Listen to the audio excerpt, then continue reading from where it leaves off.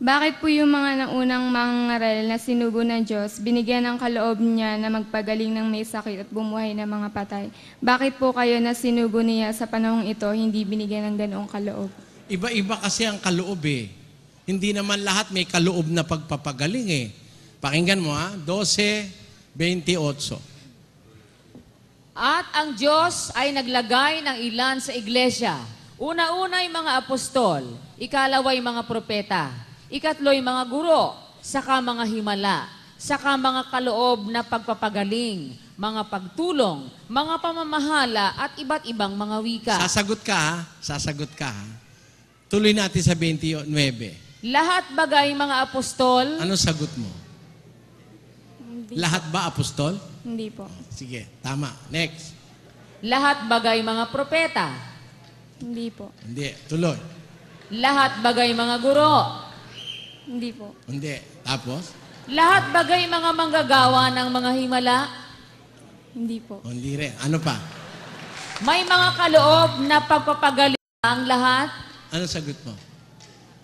Wala po. Oo, hindi lahat may kaloob na pagpapagaling. Kaya ang sabi ni Pablo sa Hebreo nung una, kasi nasanay sila dun sa may paghihimala, may kaloob na pagpapagaling, may kung ano-anong mga nangyayari noon. Sabi niya sa mga kapatid na Hebreo nung araw, sa 1:1 ganito.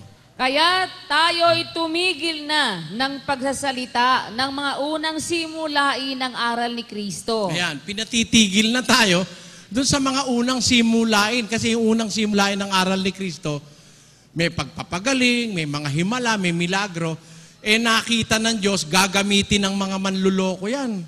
Yung pagpapagaling, yung mga milagro na yan, gagamitin ng manluloko yan eh.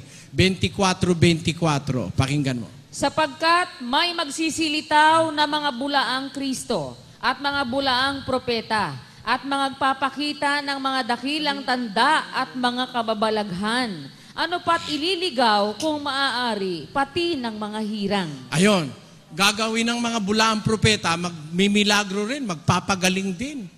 Ililigaw ang mga tao.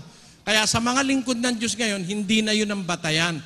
Ang batayan ngayon, yung aral. Makikilala sa turo, ang sabi ni Kristo. Makikilala yung turo. Kaya sa turo ngayon. Okay na? Maraming salamat po. Salamat.